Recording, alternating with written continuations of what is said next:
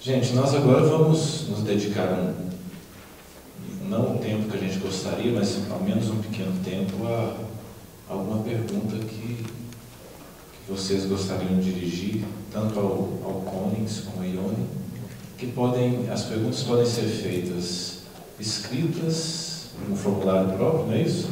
A Mônica e a Raquel estão com esse formulário, basta solicitá-lo, ou podem ser feitas também.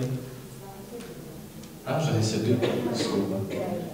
Podem ser feitas pelo microfone também, não pode? Alguém leva o microfone até lá.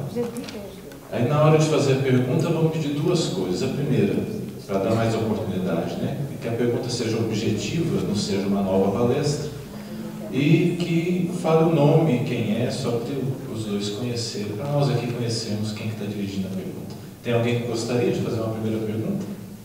Ó, nós temos ali. Não precisa de microfone, não, eu falo bem alto. Manda brasa, então. Meu nome é Lázaro, eu faço parte do movimento das famílias marinas do Taguatinga Sul.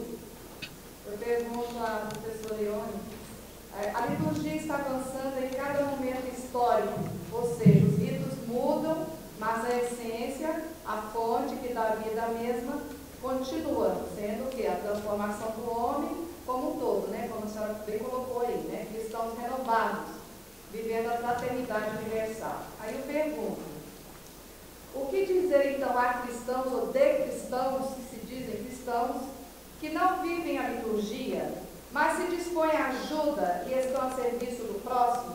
Ou seja, vivem a liturgia no seu dia a dia, nas relações sociais? Desativou aqui. Vamos ouvir mais uma ou duas questões que aí os debatedores vão juntando, que às vezes podem ter perguntas que são próximas, dão uma resposta só, né? Quem gostaria de... Temos algumas perguntas aqui. Eliane Pereira pergunta para o Johan Conings: como era oferecida a comunhão aos cristãos antes de Pio X? Deus se manifesta a Adão no paraíso. Explique. Adão existiu, não seria apenas uma figura de linguagem? A Eliane também pergunta, outra pergunta para a Eliane. Não ouvi nada. Não, tá bom? Não ouvi nada. Olha, Eliane... É para o Johan Conings. Eliane Pereira, que pergunta: como era oferecida a comunhão aos cristãos antes de Pio X? Depois tem uma questão que ela coloca: Deus se manifesta a Adão no paraíso. Explique. Adão existiu, não seria apenas uma figura de linguagem? Acho que as perguntas estão trocadas. Acho que a primeira é para mim e a segunda é para o Johan, não? Suponho. Nós vamos fazer primeiro perguntas para o... Não, vamos fazer assim, vamos deixar o mediador entrar em ação aqui. Vamos fazer as questões, os debatedores aqui, como são muito entendidos dos assuntos, a gente pode depois aqui entre nós dividirmos o que é próprio da Ione e o que é próprio do Conings, né? A gente pode dar uma melhorada aqui, de modo que a gente tenta responder o máximo possível das questões. Então essas duas são de uma única pessoa. Sim. Então, uma está dirigida a Ione, que é o caso da comunhão antes do Pio X. Não, essa é para o Johan.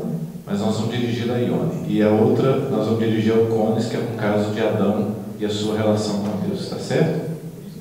Ok, podemos passar para as respostas? Acho que é mais... Isso, vamos começar a conversar aqui. Com a palavra, a Ione. A primeira era da Lázara, né? Suponho que tem que começar aí. Então, liturgia, missão. Na prática, acho que você está falando disso, tem muita gente que vai à missa. Vai à missa, mas... Mas não tem nenhuma atuação depois da missão. Não é comigo. Polícia política não é comigo. Eu não sou deixa para outros estão na prática social, política, atuando, né? Mas não vão à liturgia. Porque não se encontram nas liturgias que nós celebramos, ou porque não é necessário. Então aqui a gente tem que insistir que na fé cristã uma coisa não pode existir sem a outra. É um divórcio, como diz a Gaudium et Spes, é um divórcio que nós temos que corrigir. Não pode, não é, ninguém é plenamente cristão, né, se não atuar nas três coisas. No fundo são três coisas.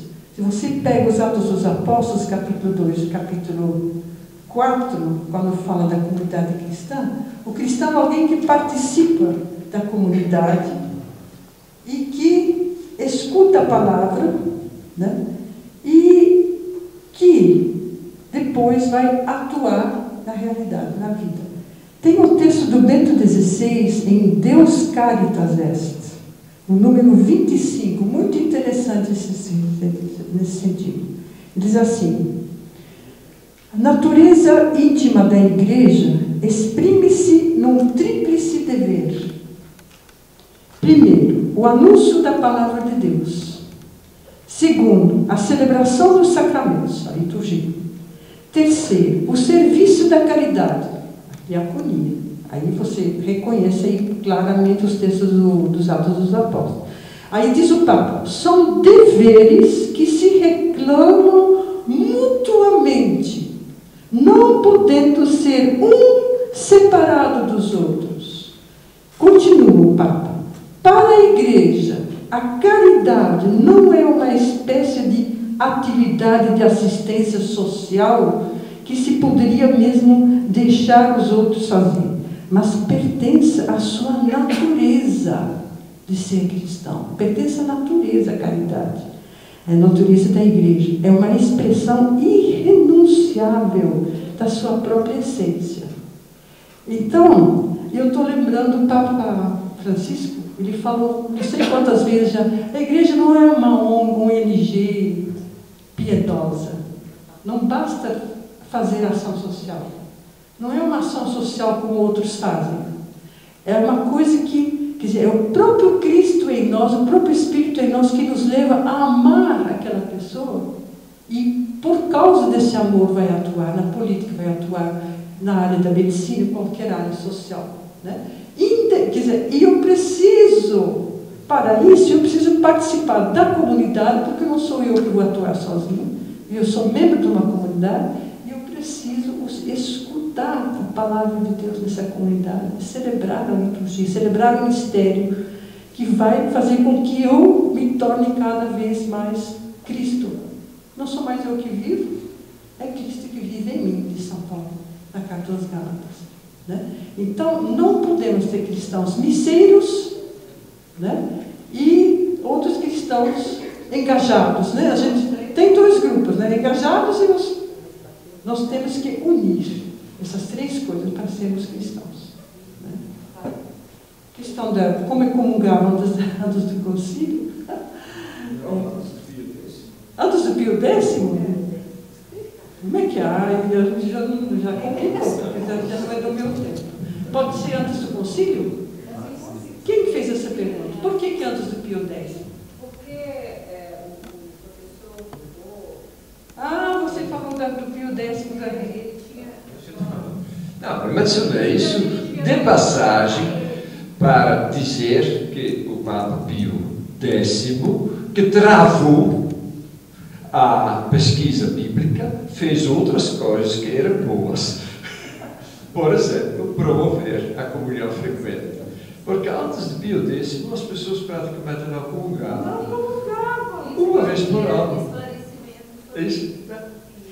Aí ele disse que as crianças, desde que chegassem à idade de discernimento, ou seja, pudessem distinguir entre pão comum e o pão consagrado, podia comungar. Eu fiz a minha primeira comunhão com 6 anos. Aqui no Brasil tem ainda paróquias onde se faz com 12 anos. Padre Thomas, pode tocar adiante e falar sobre Adão? Ah, sobre Adão. Adão não existiu. Ele existe. Todos nós somos Adão e Eva. Tem um livrinho do... Como se chama? Cantarela. Adão é brasileiro. Adão e Eva são figuras. As figuras reais. Todo ser humano é Adão e Eva.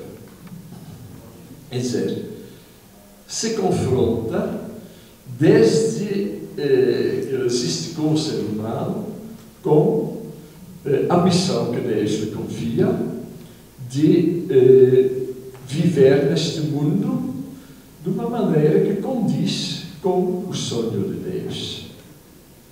No momento em que ele quer se apoderar da decisão sobre aquilo que é bem, o que é bom, o que é mau, a famosa árvore, a famosa maçã, que não é uma maçã, mas que é um abacaxi, aí ele repete a história de Adão e Eva. Pode ser que tenha havido alguns que foram menos envolvidos nisto, mas olhando com realismo, a gente diz, todos nós somos Adão e Eva. E o pecado original é o pecado desde as origens. Não é uma coisa que aconteceu no imaginário tempo de Adão, e que nós devemos pagar agora. Não, é esta, vamos dizer, esta insuficiência do ser humano que existe sempre quando o ser humano não se abre ao convite de Deus para se deixar completar por Deus. Aí, para que possamos compreender melhor o que é um ser humano completo, completado por Deus, nós temos um ponto de referência, um modelo, uma espécie de Adão passado a limpo, que é Jesus. A expressão vem de Santo Irineu. Jesus é Adão passado a limpo. Gente, só uma brincadeira. Olha, Deus é brasileiro, Adão é brasileiro e o Papa é argentino. Mais uma rodada de perguntas? Nós temos mais uma pergunta da Eliane, dirigida a Ione. Faça uma breve explanação sobre missa de sétimo dia, por favor. Já tem gente que está comungando da questão, né? Vamos envolver mais alguém, que aí a gente faz outra rodada. A gente tem mais duas perguntas aqui. Tem mais aí? Tem mais alguém que gostaria de participar do auditório? Que aí a gente tem aqui, vamos alternar aqui. Eu me dirijo assim a Ione. Quais as impressões que Ione tem assim, aqui, estando no Brasil, na região, daquela celebração da solenidade de Pentecostes, em determinadas paróquias, né, que antes do evento Pentecostes, todos divulgam a mensagem, eu vou ao Pentecostes. Depois, saindo daquele evento, todos divulgam, né, no adesivos, né, de todos os modos. Eu fui ao Pentecostes. Vai aparecer, né, a impressão. Obrigada. Podemos fazer as outras duas perguntas também? Sim, vamos lá, Mônica. A irmã Marcela pergunta para o Johan: os escritos patrísticos fazem parte da tradição?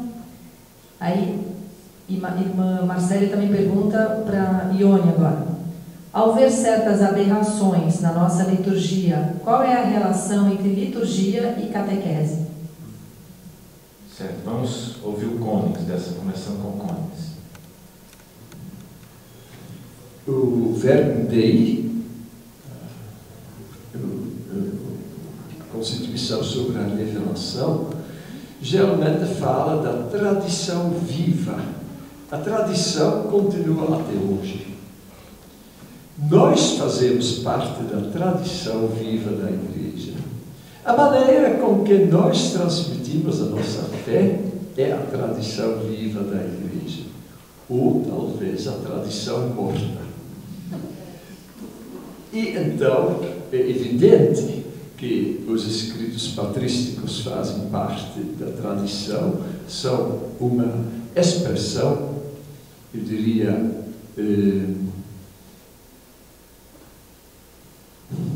a palavra não me vem,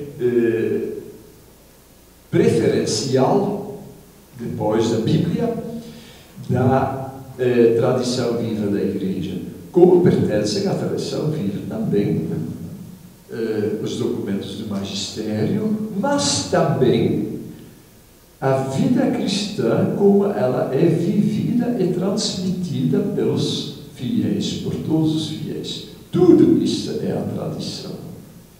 E estava casualmente no Sínodo dos Bispos em 2008, eu percebi que os bispos, aqueles que tomavam a palavra, falavam sobre isso, entendiam por tradição viva isso mesmo, não apenas alguns textos do passado, mas a vida viva da Igreja que transmite a sua fé.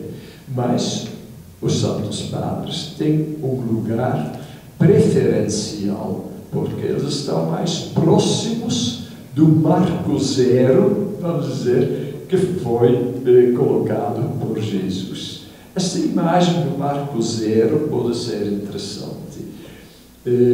Imagina uma estrada que passa lá pelos morros de Minas Gerais e que no século XVIII, lá em Ouro Preto, alguém colocou lá um marco zero.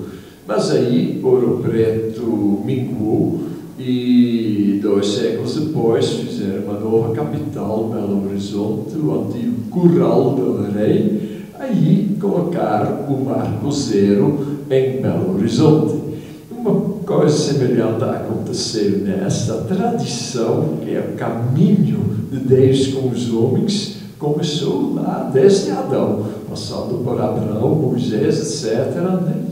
E num determinado momento a comunidade de Israel colocou um marco zero no Monte Sinai, quando Moisés proclamou por primeiro um ensino de Deus que se chama Torá em hebraico, que nós infelizmente traduzimos por lei. Foi uma grande infelicidade. Seria muito melhor se nós tivéssemos traduzido por orientação, ou por ensino, ou por educação. De toda maneira, o primeiro marco zero foi colocado lá no Monte Sinai, no ano 1200, não sei o que, antes de Cristo. Mas aí veio Jesus e retomou, sintetizou sua própria pessoa, tudo aquilo que a tradição de Israel tinha vivido, renovou isso por dentro, um novo espírito, não mais as tábuas da lei, mas no coração de cada um, uma nova aliança, um novo testamento, e aí está o nosso marco zero em Jesus. Então os Santos Padres estão bem próximos daquele evento e perceberam bem o espírito da coisa. Não digo que esse espírito da coisa se perdeu, porque esse espírito da coisa é o Espírito Santo, mas eles são uma expressão preferencial muito, mas muito rica. Por exemplo, a Verbum Domini do Papa Emérito, né? É interessante, sobretudo por causa das citações dos Santos Padres que ele pessoalmente acrescentou. Ele pegou os textos do Sínodo e foi enchendo com citações dos Santos Padres, por sinal, muito bem escolhidas. Zé, agora o professor Ione. Tem 3 perguntas aqui, né? A questão da missa de 7º dia. Desculpe, também é gregoriano. Bom, as missas pelos mortos, né? Seja do 7º dia, seja de mês, seja de ano. Para que a gente celebra, né? De novo, antes do concílio era como que para comprar o céu, né? A gente tinha que comprar graças para esse... Coitado, ele fez tanta coisa errada na vida, a gente vai pedir, né? Que Deus apague esses pecados e tenha dó desse coitado, né? Coisa um pouco assim. O que a gente, no Concílio Vaticano II, como é que a gente encara isso, então? Por que celebrar? E não é missa em homenagem aos mortos, como a gente ouve muito na televisão. Não se celebra a missa em homenagem dos mortos. Nós vamos celebrar, né, a nossa pertença, a nossa participação na morte e ressurreição de Jesus Cristo. Nós vamos expressar diante de Deus, né, essa convicção, essa fé, que morrendo, né, nós estamos recebidos, Deus nos pega, né, no colo e nos faz ressuscitar com seu filho. Quer dizer, a morte não é o fim. A morte é uma etapa da nossa vida. Daqui a pouco eu vou. Né? Eu vou e não sei para onde que eu vou. Só Deus que sabe. Né? Mas a gente celebra, né? Assim como nós acreditamos que Cristo morreu, mas ressuscitou, nós acreditamos que todos nós que morremos em Cristo, ressuscitaremos nele. O prefácio é muito bonito, o prefácio dos novos, né?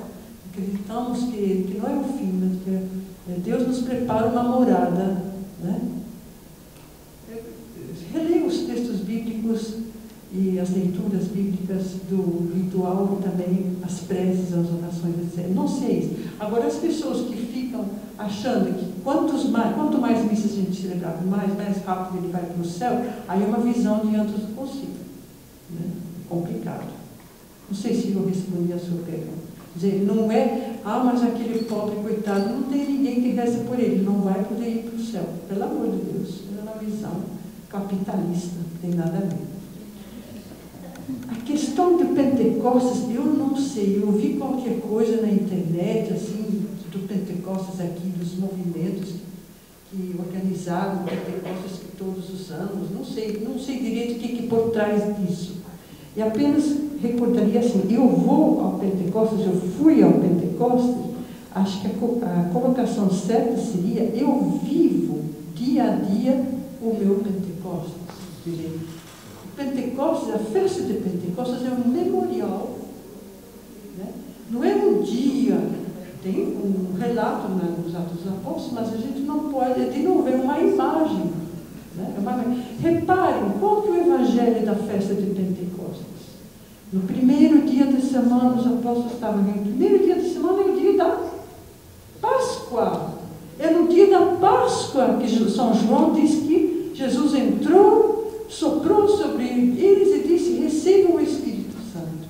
Então, nós não podemos perder isso de vista, que uma imagem, né, que a gente celebra durante 50, a Pentecostes significa 50 dias, então se refere a todo o período do tempo pascal, a festa da Páscoa até a festa de Pentecostes, inclusive. É o grande memorial da entrega do Espírito. Jesus entregou o seu Espírito na cruz, né, e entrega o seu Espírito para nós constantemente, para a gente viver esse Espírito.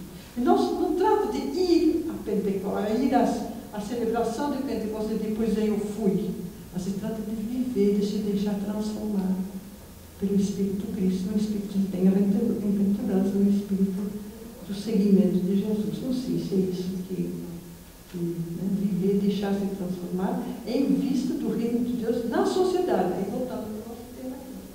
Não é para nós, é em vista eu gosto de usar de humanizar a humanidade.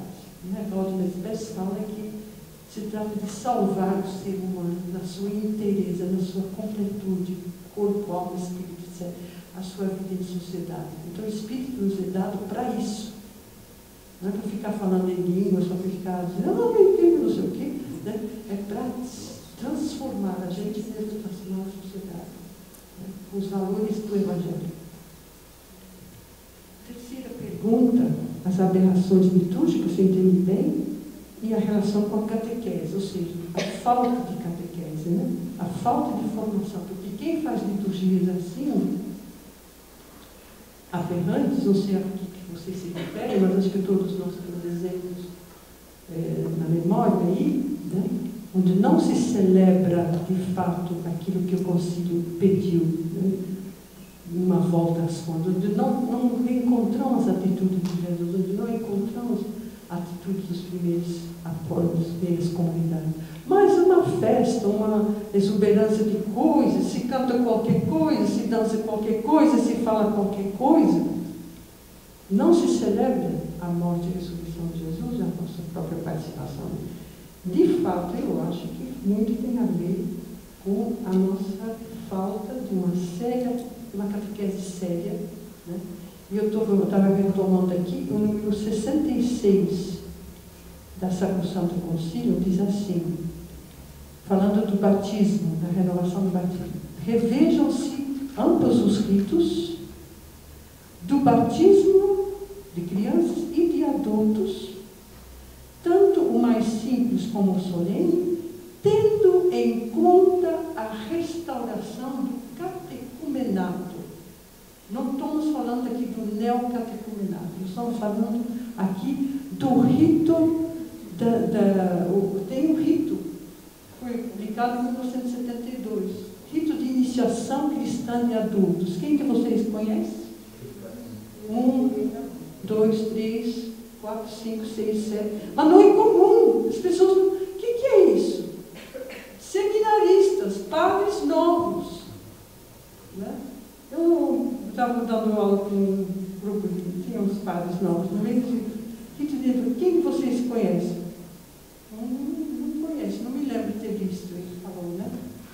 Aí ele me explica, acho que o bispo que me deu um de presente, mas eu não entendi o que era aquilo lá, para que era aquilo. É desconhecido. E não existe nas nossas paróquias, não existe a prática do catecumenato. Sem 3, 4 noites de preparação ao batismo, não se batiza simplesmente. Existe, desde 1972, dentro da renovação litúrgica, né, o pedido de fazer um catecumenato, um período de formação de 2, 3, 4, 5 anos, tanto quanto for preciso, para cada pessoa será diferente, na qual, né, não se dá apenas instruções para a gente encher a cabeça das pessoas, mas na qual se aprende a viver a partir da palavra, com celebrações litúrgicas, com a participação na missão da igreja, aos poucos, é uma coisa muito bem planejada, e que nós temos aqui a colar algumas experiências interessantes. Por exemplo, o Padre Domingos, na Baixada Fluminense, que já tem uma experiência de mais de 15 anos, mas tem muitas outras, estou citando essa porque eu conheço. Né? E é maravilhoso. Né? Aí as pessoas se conscientizam daquilo que é ser cristão. Eles vão ser batizados só se eles assumirem realmente, de fato, né, essa proposta de Jesus.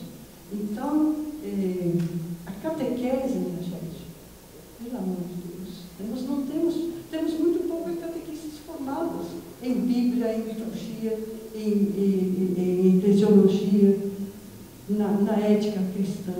Então, na pedagogia de conduzir uma pessoa para assumir o Evangelho de Jesus. Nós estamos no Marcos, aqui não é no Marcos, nem Marcos 0 que tem. Né? Não temos ainda uma prática nisso. Não temos, muito pouco. Né? Muito pouco.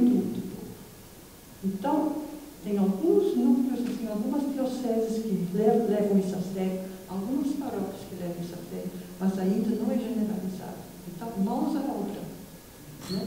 Estudem isso, leiam, vale a pena. É muito bonito. Aí nós vamos ter liturgias mais sérias. Né? Vigília Pascal, por exemplo. Nós vamos pela primeira vez, esse grupo vai participar da Vigília Pascal, vai ser batizado, confirmado e participar pela primeira vez da Eucaristia. Né?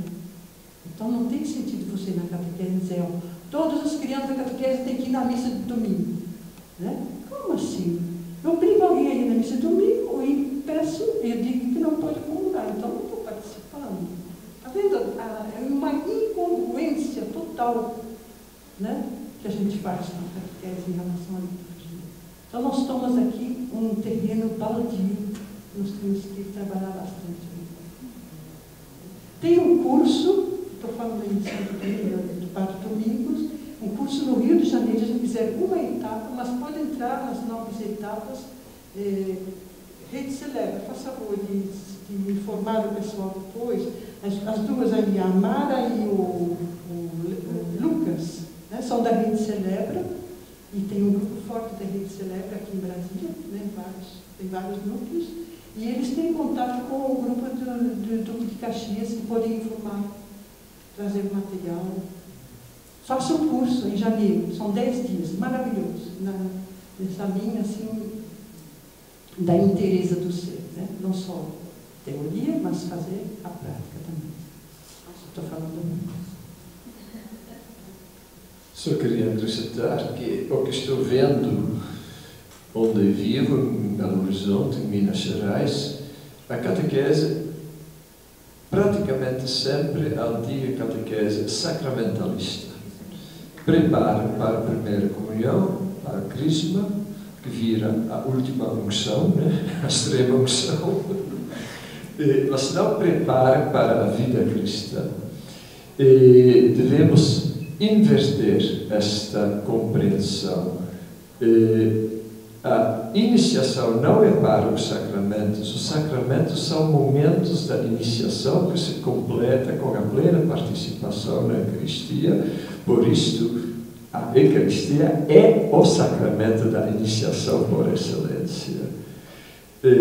Muitos catequistas entendem que a Eucaristia já não pertence à iniciação. Na realidade, ela é a iniciação completa. Aí o cristão inicia completamente a sua participação da comunidade cristã e depois disso tem que continuar. Este aí não é um outro momento. Uma missão. Temos tempo para mais uma questão? Temos mais uma pergunta aqui, Flávio. Vamos lá. Oral. Vamos determinar que essa seja a última, gente, que nós estamos no tempo, né? Pois não, meu caro, pode dirigir a pergunta. Rafael, a pergunta acho que seja pertinente para os dois. Os documentos acerca da Sagrada Escritura sempre privilegiam a Escritura não como sacramento, mas como algo que possui um espírito de sacramentalidade dentro da nossa realidade de convivência cristã. E se eu não estiver enganado, a frase é atribuída a São Jerônimo, que vai dizer que se a gente tivesse a compreensão da importância da palavra, nós não deixaríamos que nenhuma parte dela se perdesse, assim como nós tomamos cuidado com a Eucaristia para não deixar que nenhum pedaço dela se perca. A respeito disso, eu queria dizer então, todos os documentos dizem do privilégio, da importância, do valor da Escritura, colocando num pé de igualdade com a Eucaristia dentro da celebração. Porém, pegando o exemplo dos casais de segunda união, que participam das celebrações e podem ouvir, ou melhor, comungar da palavra, do pão da palavra, mas não podem comungar do pão da Eucaristia por questões disciplinares, por questões doutrinais. Então, eu queria perguntar para os dois como fazer com que, de fato, a palavra tenha o seu valor dentro do contexto celebrativo, junto com a Eucaristia, sem essas incongruências, essas problemáticas com relação a essa divisão. Até aqui eu posso ir. Se a gente for levar em consideração esse tipo de reflexão, isso dá a entender que não é bem um pé de igualdade, mas que a palavra frente à Eucaristia estaria no segundo plano, ou seria tinha um aspecto sacramental, mas de segunda categoria. Eu gostaria que eles comentassem um pouco a respeito disso. De fato, no sínodo e no documento Verbum Domini se dá à liturgia da palavra, à escuta da palavra, um valor sacramental sem acrescentar um oitavo sacramento, porque sacramento significa um sinal sagrado. Então, a escuta, vamos dizer, fecunda da palavra de Deus, aí o sacramento tem que ser feito, tem o sinal da parte de Deus, tem a nossa participação, tem tudo aquilo que acontece nos sacramentos também, né? E a participação, então, na liturgia da palavra e eucarística, a mesa da palavra é a mesa do pão. No caso de pessoas de segunda união, parece assim meio truncada, embora o Bento XVI, ainda antes de ser Papa, já falava muito que e João Paulo II também fez um texto sobre isto, que existe a comunhão espiritual, dizendo que uma verdadeira comunhão, ela é, vamos dizer, incompleta no sinal exterior, mas ela é verdadeira no efeito. Isto é uma observação importante. Por razões pastorais, porque, por exemplo, na Igreja Oriental é um pouquinho diferente. pessoas de segunda comunhão podem ser admitidos plenamente na participação sacramental. Eu acho que aí tem uma questão de disciplina eclesiástica. Mas, para o bom senso, eu quero lembrar que em nossa sociedade, mais ou menos, eu não vou dar um número definitivo, mas certamente mais da metade das primeiras uniões é nula, porque não feita com as devidas condições de consentimento, de liberdade, de preparo, de maturidade, etc. Né? Então, muitas vezes, a segunda união é aquela que vale.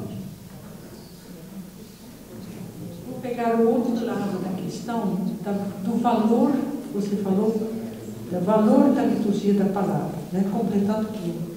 Já tenho o que completar isso aqui, quer dizer, pegar o outro lado da questão. Foi Cesário de Arles, não sei se ele pegou de São Jerônimo, não tenho certeza, mas Cesário de Arles que fala isso, né? Assim como você toma todo cuidado quando você recebe o pão eucarístico na sua mão, para não deixar cair nenhuma migalha, faça a mesma coisa com a escuta da palavra de Deus. Aí eu insistiria da gente trabalharmos juntos e juntas para melhorar a nossa liturgia da palavra. Liturgia da palavra, como atualmente, em muitos lugares, é simplesmente sobe alguém lá, faz vai, desce, vai outro, uma coisa automática. Né? E como se fosse um formalismo, mas que não é uma coisa verdadeira. Quer dizer, nós estamos reunidos na celebração dominical como o povo estava em Jerusalém, ali na Palestina, escutando Jesus, na montanha, na praia. Nós estamos lá escutando Cristo. Né? O texto Sacrosanto Concílio VII fala, é o Cristo que fala quando se proclama as Sagradas Escrituras. Mas é preciso escutar, quer dizer, que é preciso primeiro proclamar de uma maneira. Hoje aqui, a Mara, né? Vocês perceberam a maneira como ela proclamou o texto do Eclesiastes? Com calma, né? Uma pausa numa palavra e outra, não sei o que e tal.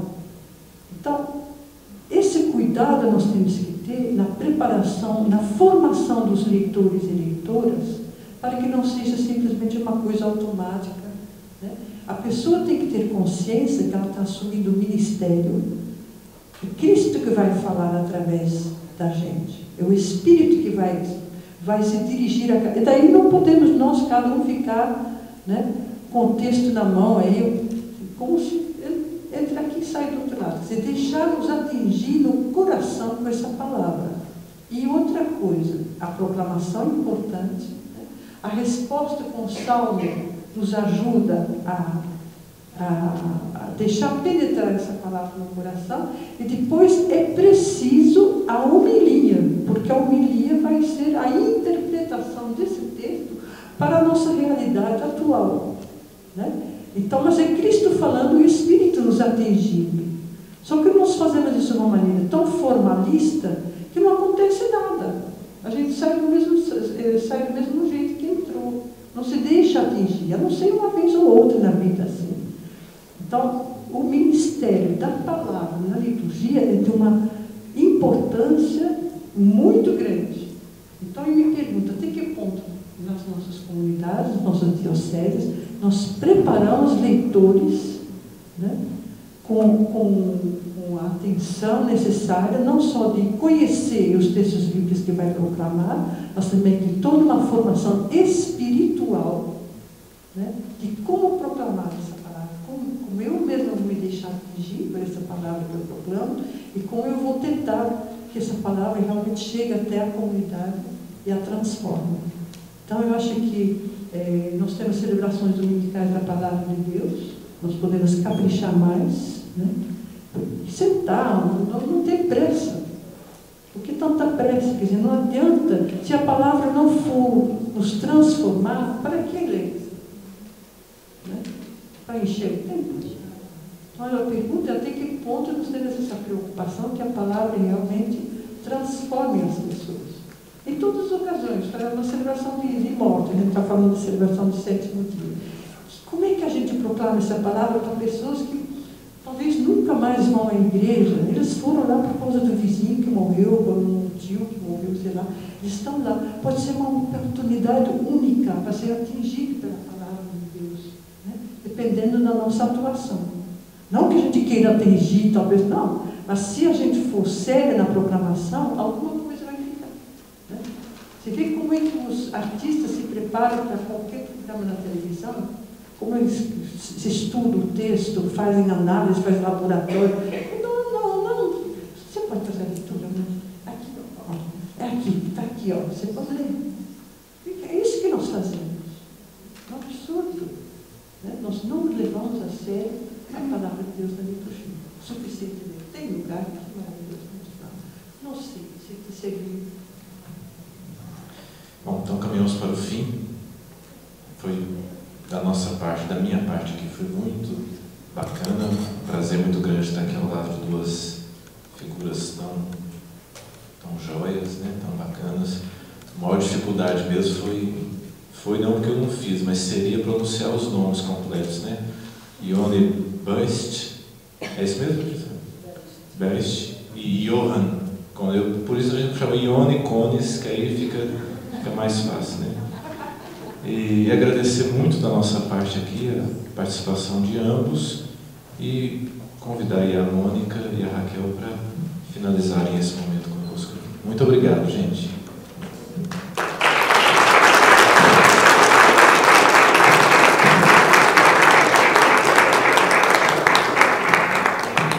Enquanto a Raquel vai entregando os presentes, a gente está um pouquinho adiantado na hora. A gente quer agradecer mais uma vez a participação de todos aqui nesse evento, tá? Pedir a todos que continuem frequentando e divulguem esse momento, esse espaço nosso que nós temos esse debate, que está sendo muito importante para a vida de todos nós. Eu gostaria de pedir que aqueles que preencheram a ficha de avaliação, espero que vocês tenham preenchido, entreguem para a Ana aqui na recepção, porque a gente pode aperfeiçoar o nosso ciclo de debates. Queria lembrar também que o nosso próximo encontro será no dia 15 de junho, né? Quando nós iremos debater sobre as temáticas missionaridade, ecumenismo e diálogo interreligioso e liberdade religiosa. Neste evento nós vamos contar com as presenças do padre Joaquim Andrade e do professor Faustino Teixeira. Acho que vai ser um momento bem interessante de debate. Então, não percam esse evento, acho que vai ser bem rico também. E a gente pede que vocês divulguem aí para os conhecidos e que a gente possa preencher mais essa casa. Eu acabei de receber aqui, alguém me entregou, né? Aqui. Eu não falei da revista de liturgia, mas a irmã mandou entregar para mim, um abraço. A irmã do apostolado litúrgico. E olha a capa bonita do Papa, com a homilia dele na missa crismal. Eu que pedi para colocar, então aqui você encontra. Assim é a revista de liturgia, é uma maneira da gente reforçar a renovação litúrgica do Concílio Vaticano II. Irmãs, as pias discípulas aqui.